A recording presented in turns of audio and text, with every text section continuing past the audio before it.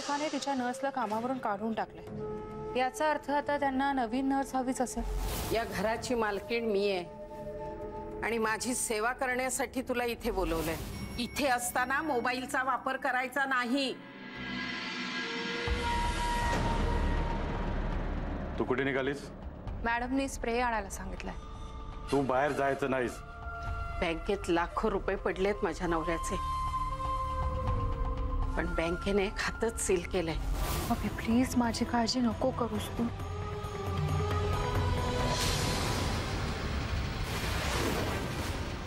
Madam doctor भाटियांनी रात्री phone करून तुमच्या तब्येतीची माहिती द्यायला सांगितलं होतं। खरं बोलतेस तू? मॅडम हिला काय विचारायचं? माझा विश्वास नाही हिच्यावर।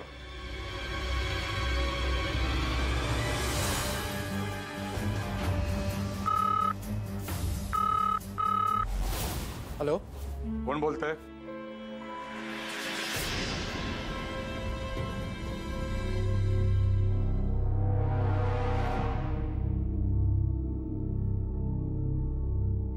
मी डॉक्टर भाटियांचा असिस्टंट बोलतोय।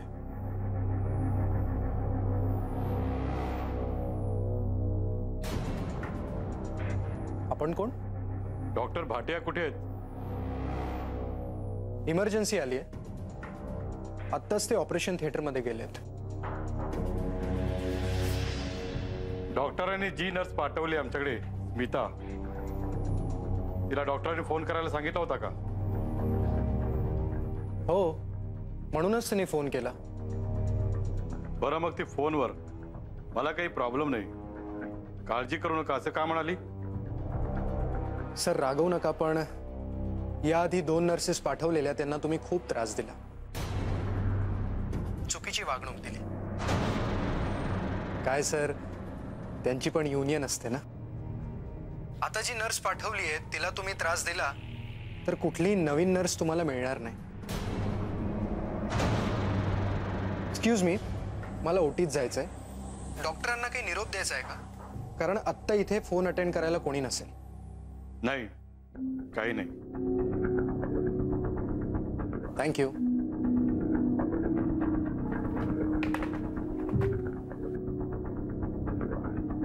थँक्स अभि, तू वाचवलंस।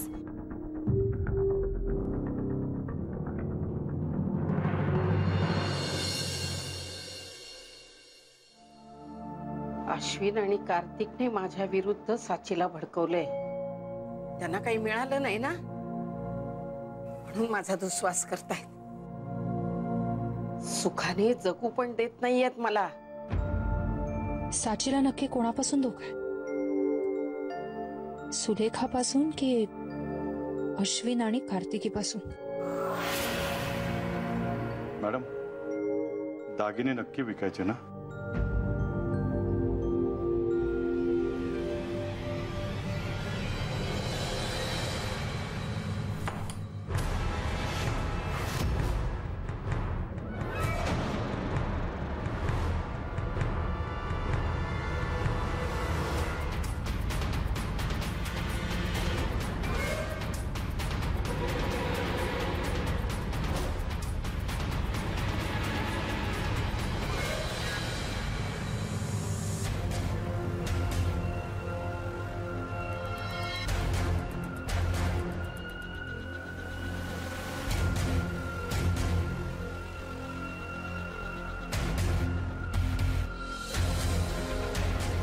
एवढ्या मोठ्या घरात साचीला लपवणं सोपं होतं, शिवाय त्यांच्या नजरेसमोरही राहिली असते।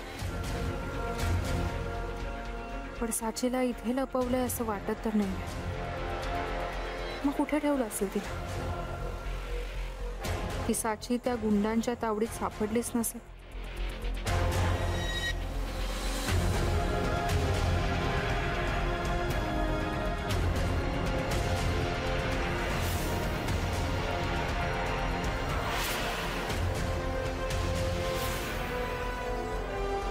काही करून हा कागद सीत आणि मनालीला द्यायची संधी मिळायलाच हवी। काय ग, इथे काय करतेस? झोप येत नव्हती म्हणून पुस्तक वाचत बसले। तुझं काय करायचं ते तू कर, पण आता जागलीस आणि सकाळी लवकर उठली नाहीस, मग कामं कोण करणार सगळी? मला कामचुकारपणा आवडत नाही. नाही, मी सकाळी लवकर उठेन ना, मला जाग येईल. मी सांगते ना, ते काम उद्या तुला करावं लागेल. आणि ते काम ना कुणाला कळलं नाही पाहिजे, समजलं?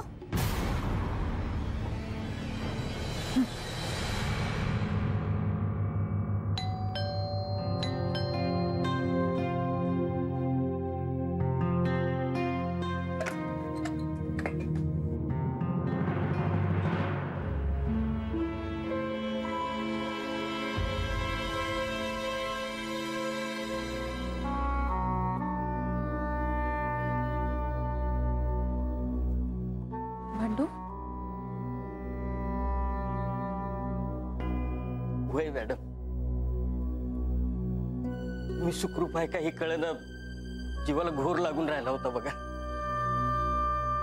आता बरं वाटत म्हणून आलो मी इथं. तुम्हाला माहितीये, त्या शिडरावचं डोकं लय भारी. त्या दूधवाल्याला पटवलं आणि मला इकडे पाठवलं आज.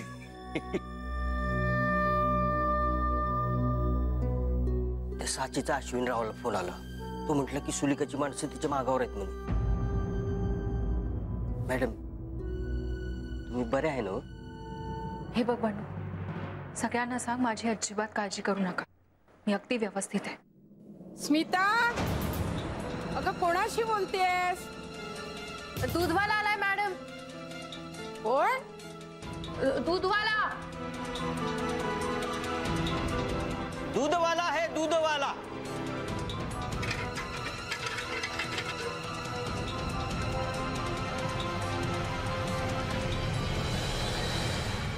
हा तर आपला नेहमीचा दूधवाला नाहीये.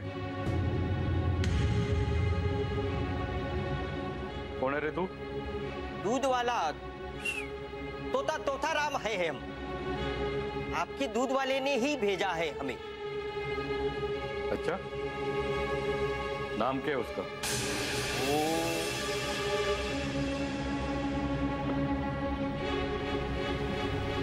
गंगा राम है उसका नाम. क्या साहब, चचेरा भाई है हम उसका, और आप कह रहे हैं कि कौन है कौन है? हमको पता है उसका बहन का शादी है, इसलिए वो गांव गया है. वो मैंने इधर भेजा उसे. अच्छा अच्छा, ठीक है ठीक है, चल निकल. चचेरे भाई को पहचानता नहीं, आदमी है कि क्या है? चल.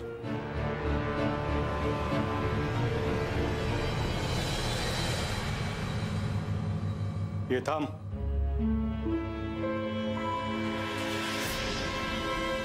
तू दार का उघडलंस?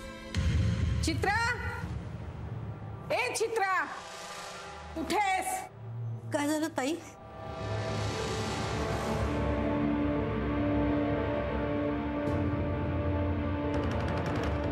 रोज दरवाजा चित्रा उघडते, मग आज दरवाजा तू का उघडलास?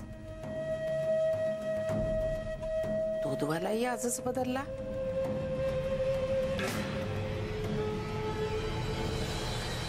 सॉरी चित्राताई, पण आता मला खरं सांगावंच लागेल.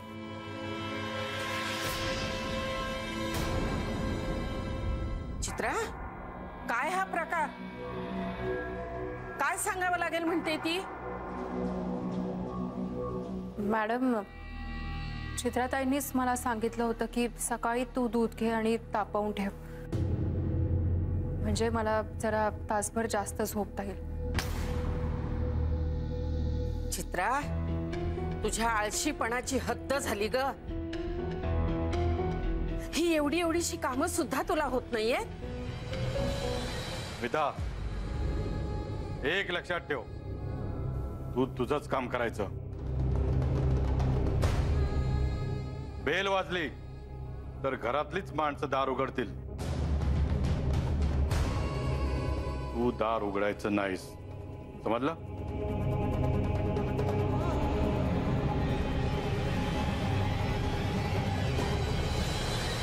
साची सुलेखाच्या ताब्यात नाहीये. अश्विन आणि कार्तिकवरही नजर ठेवा. आज भैरव आणि सुलेखा दागिने विकायला जाणार आहेत, तेव्हा कदाचित मला संधी मिळेल.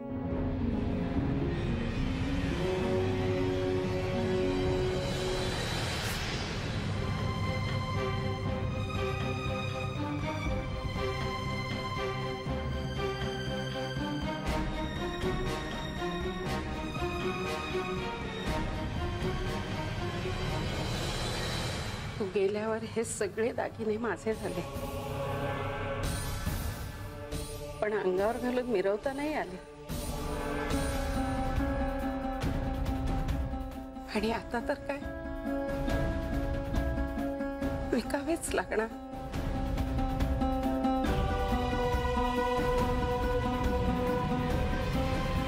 मॅडम,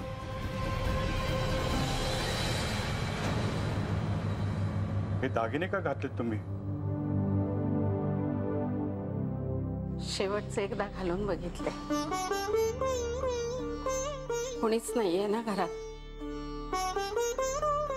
चित्राच्या फॅमिलीला सुद्धा बाहेर पाठवलं. म्हटलं शेवटचे एकदा घालून बघावेत. मॅडम, पण ती नर्स आहे ना घरात. ती असली काय आणि नसली काय, माझ्या सुखदुःखात तिला काय फरक पडणार आहे रे भैरव. आणि असंही ती आंघोळीलाच गेली. पण मॅडम, कुणी बघायच्या आत प्लीज तुम्ही दागिने काढा.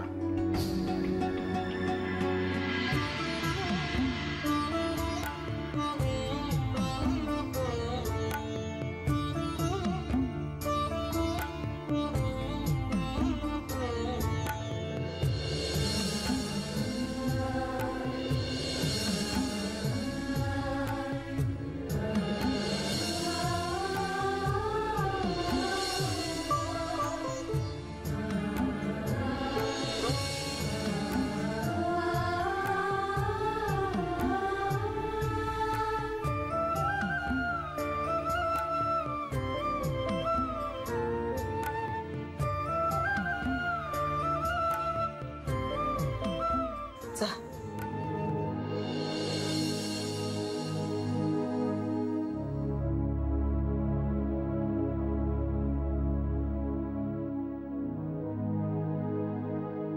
साक्षीला वाटतंय की मी तिचं सुख हिरावून घेतलंय म्हणून, पण खरं तर तुझ्यामुळे तिचं सुख तिला आयुष्यभर मिळू शकणार नाही.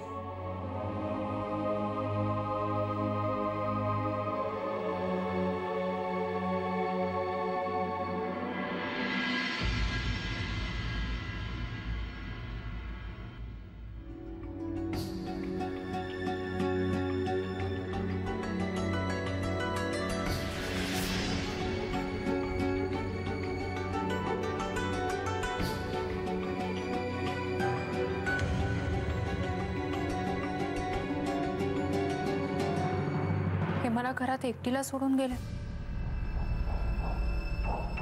ह्याचा अर्थ यांचा माझ्यावर विश्वास बसलाय.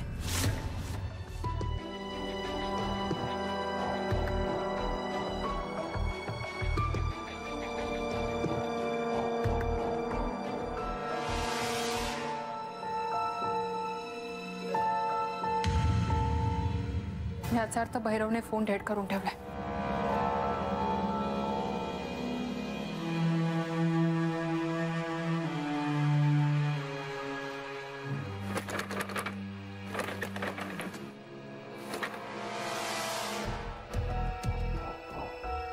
बाहेरही जाता येत नाहीये.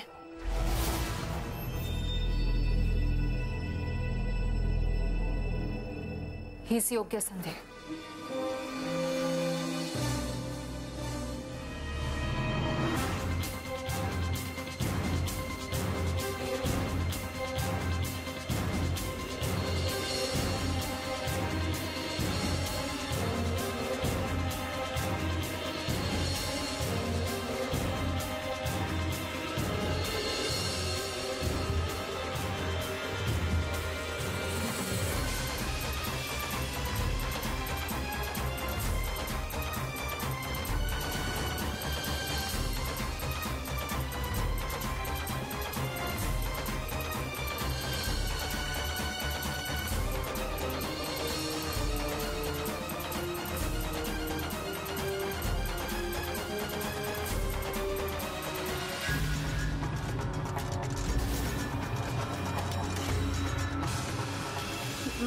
मॅम, तुम्ही का घाबरलीस? कोणाबरोबर बोलत होतीस? मी हे बघ, खरं सांग मला, तुला अश्विन आणि सचिनने पाठवले ना? नाही नाही मॅम, तुम्ही काहीतरी गैरसमज करून घेताय. गैरसमज नाही, चांगला समज झालाय. मला तुझ्यावर संशय होताच मुळी. तुझी परीक्षा घ्यायची होती ना, म्हणून तुला घरात एकटीला ठेवलं आणि गेले मी. वाटलंच होतं मला तू काहीतरी गडबड करणार म्हणून. कपाटात काय चोरी करत होतीस? नाही मॅम, तुम्ही गैरसमज. हे बघ, गैरसमज नाही, तुला चांगलीच ओळखू नये मी. तू अशी नाही कबूल करणार. मॅम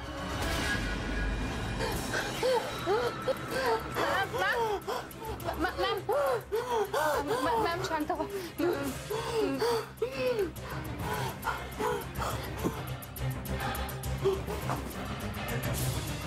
मॅम मॅम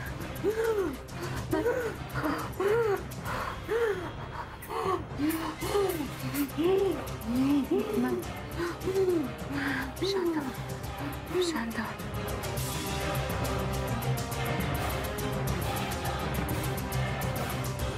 मॅम, मी कोणाचीही साथीदार नाहीये.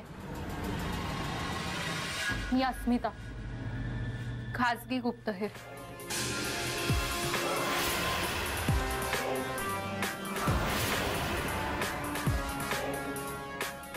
मॅम, मला अश्विनने इथे पाठवलंय साक्षीसाठी. तोच तर तिच्या जीवावर उठलाय.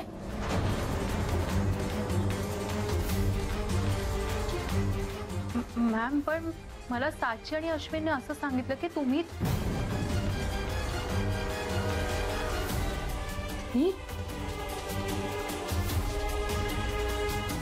मी का साक्षीच्या जीवावर उठेल?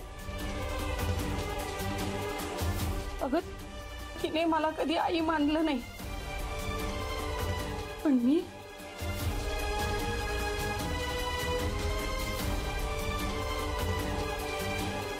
मॅम, हे बघ, तू माझा जीव वाचवलायस म्हणून मी तुला सगळं सांगते.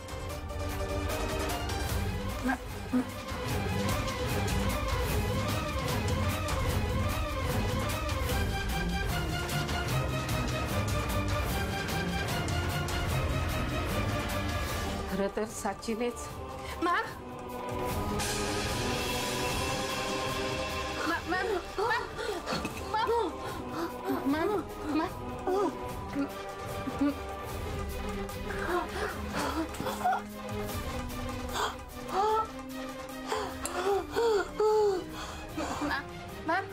मॅम.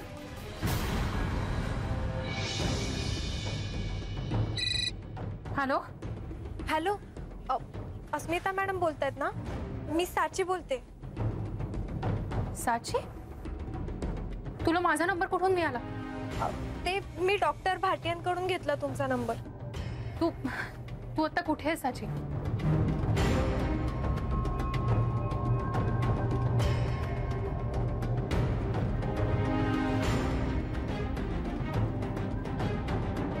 साची, हे बघ, तू आता ताबडतोब इथे घरी निघून ये तुझी.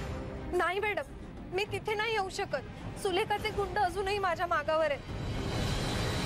बरं ठीक आहे, तू जिथे आहेस तिथेच थांब. मी तिथे येऊन तुला भेटते. तू कुठेही जाऊ नकोस. ओके.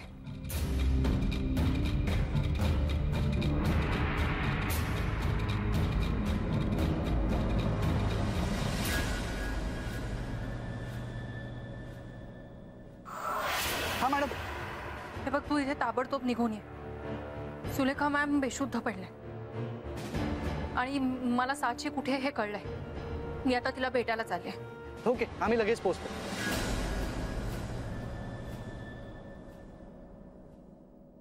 बोल साची. हे बघ, इथे तू अगदी सेफ आहेस. डोंट वरी. मला सांग, तू अशी एकटी लपून का राहतेस? कारण बोल अगं प्लीज. कारण अश्विन काका माझ्याशी प्रेमानं वागण्याचं नाटक करतोय. खरं तर अश्विन काका आणि सुलेखा दोघंही माझ्या जीवावर उठले. काय? पण का? कारण बाबांनी सगळी इस्टेट माझ्या नावावर केली आणि पुढे माझं काही बरं वाईट झालं तर ती सगळी इस्टेट अश्विन काकाला मिळणार. आणि सुलेखा ताईंचं काय? त्यांना ताई म्हणून स्वतःचा अपमान करून घेऊ नका तू. त्याची अगं तुझी आई आहे ती. असं तुम्हाला वाटतंय. नात्याने असेल ती माझी आई, पण फक्त पैशांसाठी तिने बाबांची लग्न केले. आणि हे जेव्हा बाबांना कळलं ना, तेव्हा त्याने लगेच मृत्यूपत्र बदललं. आता तिला काहीच मिळणार नाहीये आणि म्हणून ती माझ्यावर खवळली. ठीक आहे, तू जे काही सांगतेस ते एक वेळ गृहीत धरूया आपण. पण मग ते मृत्यूपत्र कोर्टात दाखवून त्या घराचा आणि इस्टेटीचा ताबा का नाही मिळवतेस? मॅडम, ते माझ्याकडे नाहीये. भैरव आणि सुलेखाने कुठेतरी लपवून ठेवलंय ते. मी खूप शोधायचा प्रयत्न केला, पण ते माझ्या हाती लागलंच नाही हो. ते सगळे मला कोणत्या ना कोणत्या संकटात ढकलतच होते. आणि एकदा तर कहरच केला. त्यांनी माझ्या बाईकचे ब्रेक फेल केले आणि मला मारण्याचा प्रयत्न केला.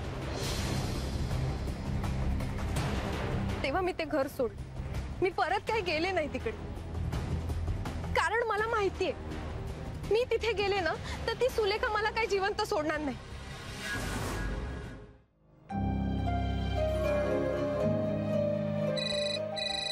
मॅडमचा फोन. हा मॅडम बोला.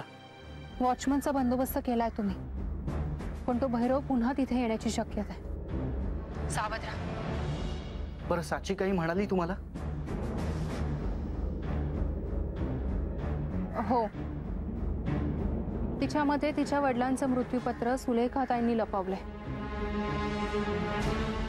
ते मृत्यूपत्र शोधायला हवं आपल्याला. ठीक आहे, मी बघतो. बाय.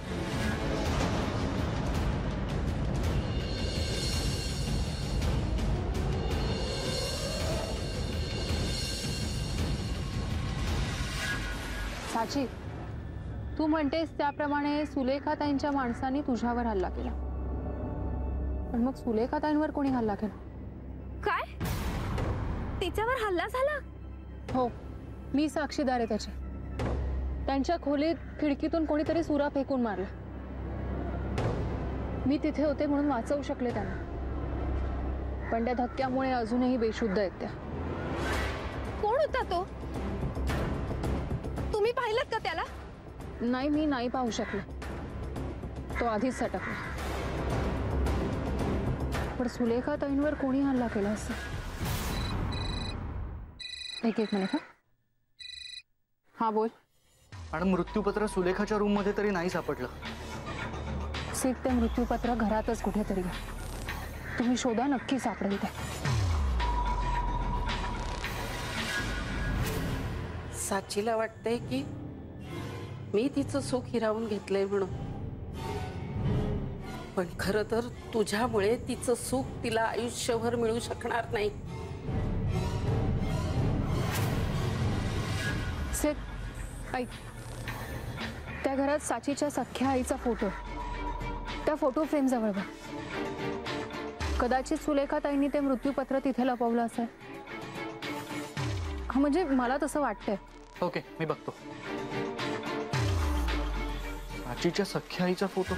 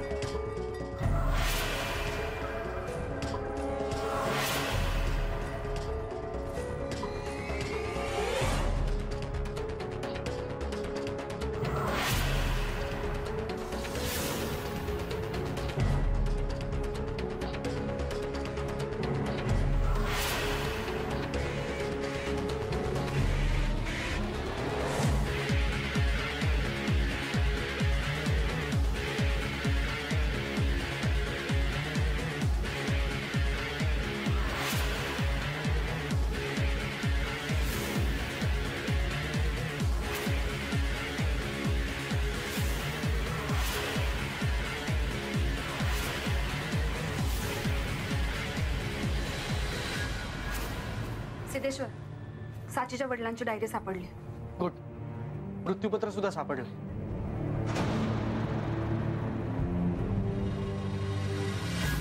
कोण आहात तुम्ही? हं? स्मिता, स्मिता कुठे? शांतनो, भैरव, अरे कुठे आहात तुम्ही सगळेजण? हे बघा तुम्ही प्लीज. बोलसेट. हा मॅडम, मृत्यूपत्र सापडलंय, पण इथे सुलेखाताई. मृत्यूपत्र सापडलं?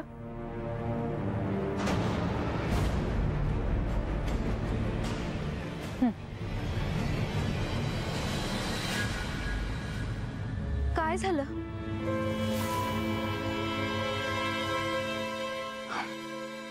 साची, ते मृत्यूपत्र सापडलंय, पण सुलेखाताईंची कंडिशन सिरियस आहे. काय? मृत्यूपत्र सापडलं? मग तुमच्या सहकार्यांना ते इथे आणायला सांगा ना. नाही, नको. त्यापेक्षा आपणच तिथे जाऊ. नाही, नको. मी नाही जाणार तिकडे. नाही, नको. साची, तू अजिबात घाबरू नकोस. आता तू एकटी नाहीस.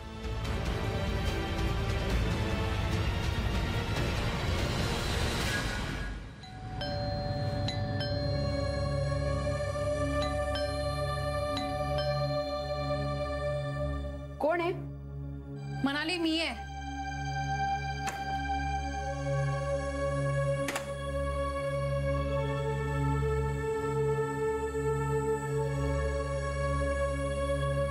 हे बघ, तू घाबरू नकोस, मी आहे ना, ये. ते मृत्यूपत्र कुठे आहे? ते घेऊन आपण लवकरात लवकर निघूया ना इथून. हे बघ, काही करू नकोस, घरात कोणीही नाहीये. अहो मॅडम, तो भैरव कधी येऊ शकतो इकडे, आणि इतक्यात ती सुलेखा जागी झाली तर? सॉरी, पण सुलेखा आता कधीच शुद्धीवर नाही येणार. त्यांना दम्याचा अटॅक आला. औषध काय द्यायचं मला काहीच माहित नव्हतं, आणि त्या गेल्या.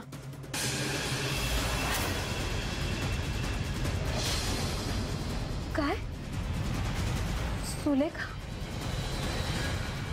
बरं झालं ती गेली. तिला तिच्या पापांची शिक्षा मिळाली. मॅडम, आता माझ्या आई बाबांच्या आत्म्याला शांती मिळाली असेल. तुम्हाला सांगते, हिच्यानं या अशा वागण्यामुळे माझ्या बाबांना हार्ट अटॅक आला असेल. आला असणार म्हणजे? त्यावेळी तू घरात नव्हतीस का? नव्हते.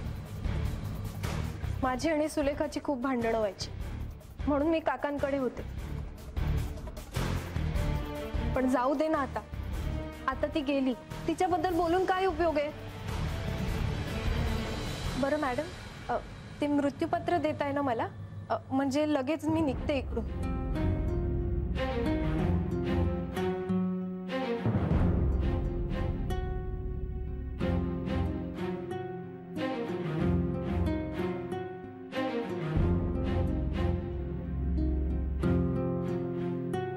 मॅडम,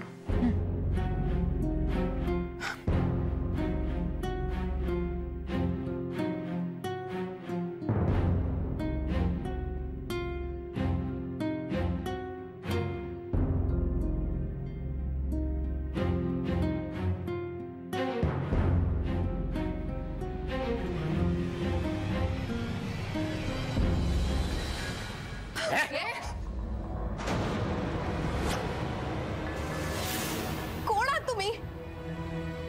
मॅडम, हाच तो ज्याने सीडवर हल्ला केला होता, तो हाच माणूस आहे.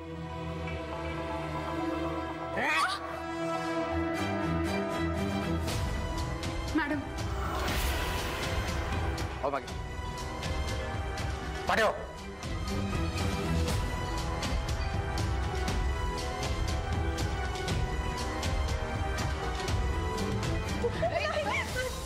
मला सोडा ना मॅडम, प्लीज वाचवा ना मला. मॅडम, हो मागे प्लीज मला वाचवा. मॅडम, मागे हो. सोडा मला. मॅडम, मॅडम, मॅडम, प्लीज मला वाचवा ना. सोडा मला. चल सोड.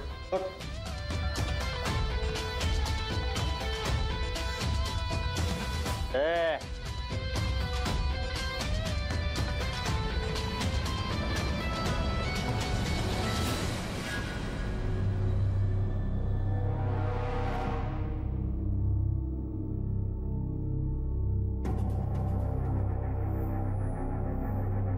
मॅडम मला ते मृत्यूपत्र देत आहे ना?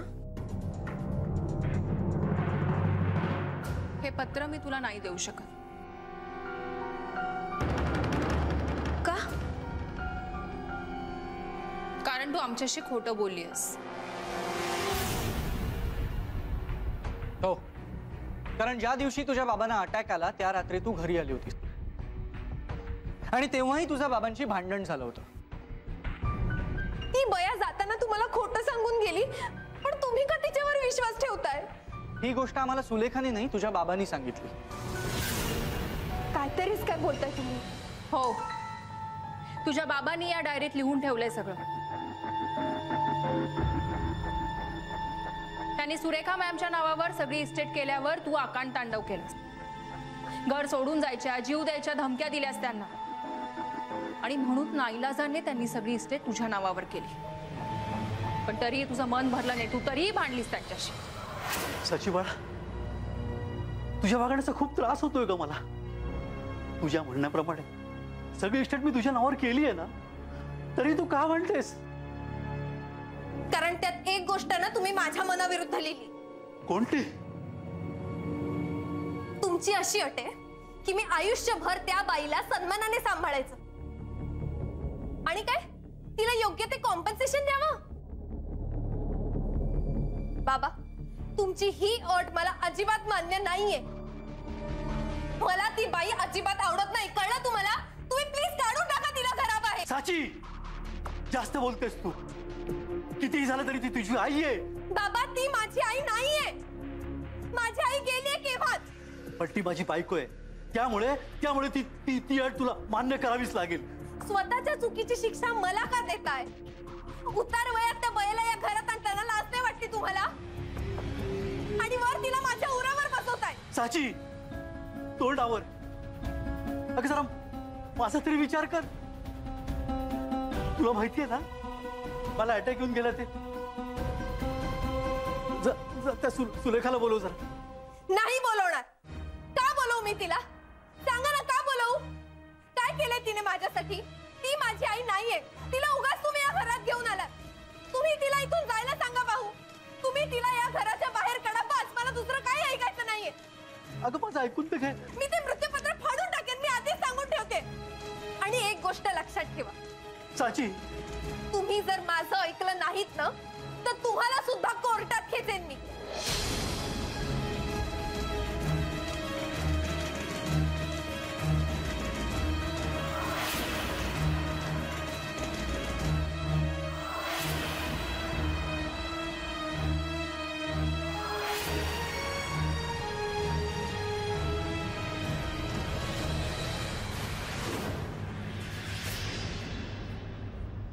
ही डायरी सापडली म्हणून तुझा खोटेपणा उघडकीस आला. हे गुंड सुलेखाचे नाही, तुझे. यापैकी एकाने सुलेखा मॅमवर हल्ला केला होता. मी पाहिलं होतं त्याला. मॅडम, पण तुम्ही तर. हो, मी पाहिलं होतं त्याला. आणि या माणसाने माझ्यावर हल्ला केला होता. हे तुझ्या मागे लागल्याची फक्त हूल देत होते. तू सुलेखा मॅमला अश्विन विरुद्ध भडकावलंस. अश्विन आणि कार्तिकीला सुलेखा तुमच्या जीवावर उठली असं सांगितलंस आणि मला त्या दोघांबद्दलही खोटं सांगितलंस.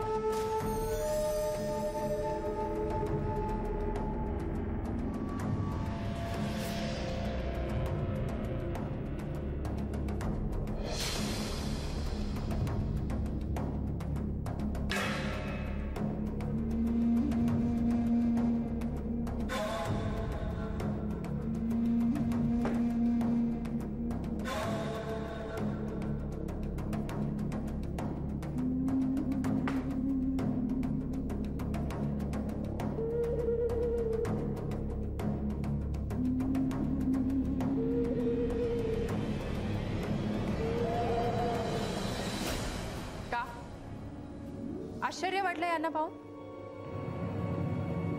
मी यांच्या स्प्रे बद्दल सीडला मेसेज करून सांगितलं होतं. साची, काय बिघडवलं होतं ग मी तुझं? अगं मी तर या घरात तुझ्या बरोबर नातं जोडायला आले होते, पण तू सतत छिडकारत राहिलीस मला. ही अस्मिता बघ, माझ्या विरुद्ध तपास करायला आली होती, पण तिनेच मला वाचवलं. आणि तू, काय मिळालं ग तुला हे असं वागून? मृत्यूपत्र. ते मृत्यूपत्र तू माझ्यापासून लपवलंस ना, म्हणून झालं हे सगळं. सुलेखा मॅडम,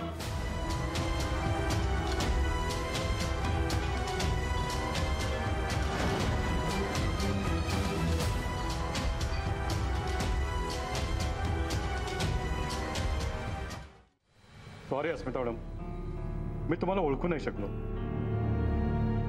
पण मी जे काही वागलो ना, ते आमच्या मॅडमच्या सेफ्टीसाठी. मी तुमच्याशी चुकीचा वागलो, पण आता मला सगळं कळलंय. आमच्या मॅडमनी मला फोन करून सगळं सांगितलंय. अहो ठीक आहे, तुम्ही तुमचं कामच करत होता, त्यात चूक काहीच नाही. उलट तुम्ही सतत सुलेखा मॅम सोबत त्यांच्या सावलीसारखे होता. का नसेल मी मॅडम? अहो विक्रम साहेबांचा बॉडीगार्ड होतो मी. अहो त्यांनीच माझ्यावर मॅडमची जबाबदारी टाकली होती. खरंच कधी कधी रक्ताच्या नात्यापेक्षा अगदी घरातल्यांपेक्षाही बाहेरची माणसं जास्त जवळची असतात. साचीला मी जन्म नाही दिला, पण मी मुलगीच मानत होते तिला. पण ती मात्र कधीही मला आई म्हणाली नाही. आई म्हणून तिने माझा स्वीकार केला नाही. साची काहीतरी घात करून मॅडमला घराबाहेर काढण्याचा प्लॅन आखत होती, म्हणून आम्ही मृत्यूपत्र लपवून ठेवलं होतं आणि तिला समजावण्यासाठीच आम्ही तिला शोधत होतो. साची, पण काहीही समजून न घेता तू स्वतःला हवं तसंच वागत राहिलीस. नातं तोडणं खूप सोपं असतं ग, पण नातं जोडणं तेवढंच कठीण असतं. तू जरा समजुतीने घेतलं असतंस ना, तर आज ही वेळ आलीच नसती. तू जे काही केलंयस ना, त्याची शिक्षा तुला नक्की मिळेल.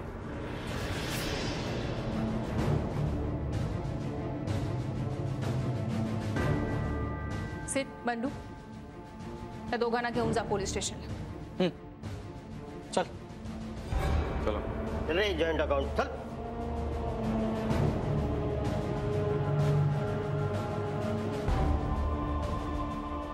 मनाली,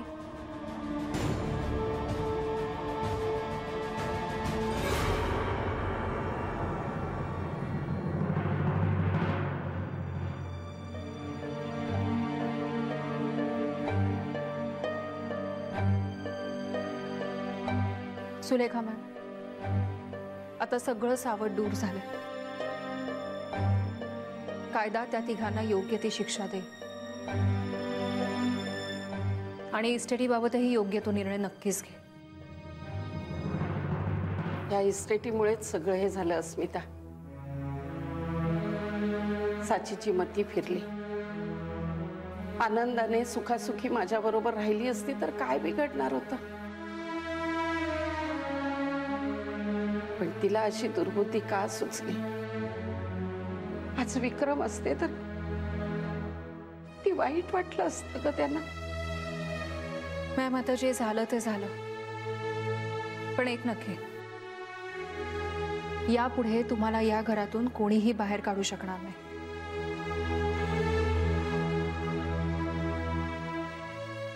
स्मिता, याबद्दल तुझे उपकार मी कधीही विसरणार नाही. मॅम, तुम्ही मॅडम नाही, ताई म्हण. सुलेखाताई, आता मला निघावं लागेल, पण मी पुन्हा नक्की आहे तुम्हाला भेटायला आणि नंदू आणि लताला खाऊ द्यायला. आणि येताना मला सुद्धा खाऊ आणलास तरी चालेल. हा,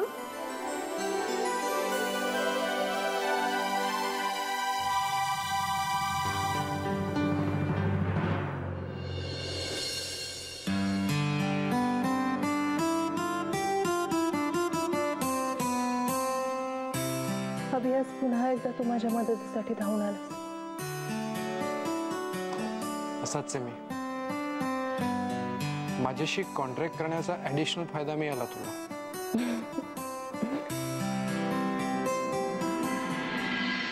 फायद्यावरून आठवलं. पहिला फायदा, तुझ्या आईच्या शेवटच्या दिवसात तुझ्या आईसाठी मी काहीतरी करतोय याचं समाधान. दुसरा फायदा, आमच्या आई साहेबांनी जी भुणभुण लावली आहे वैदूच्या मैत्रिणीशी लग्न करण्याची, ती थांबेल. तिसरा आणि महत्वाचा फायदा, करार संपल्यानंतर मला पसंत असलेल्या मुलीशी मला लग्न करता येईल. आणि चौथा फायदा, मलाही तुझ्यासारख्या मैत्रिणीबरोबर वेळ घालवायला आवडेल. पाचवा फायदा, तू शोधून काढ पाचवा फायदा. शोधलं की सापडतं ना. मी तुझ्या प्रेमात पडावं हाच पाचवा फायदा होता ना. ती पै जिंकले. नाही अस्मिता, मला हवी असलेली मुलगी तूच होतीस. मैत्री झाल्यावर तू माझ्या प्रेमात पडणारच होतीस. पण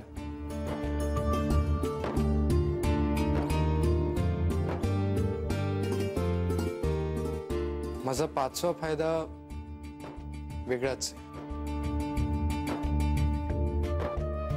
काय सांग ना अभि, प्लीज. जाऊ दे ना अस्मिता. तसंही तू ते शोधून काढणार आहेस. आता तू माझ्यासोबत आहेस, हा काय फायदा कमी आहे माझ्यासाठी?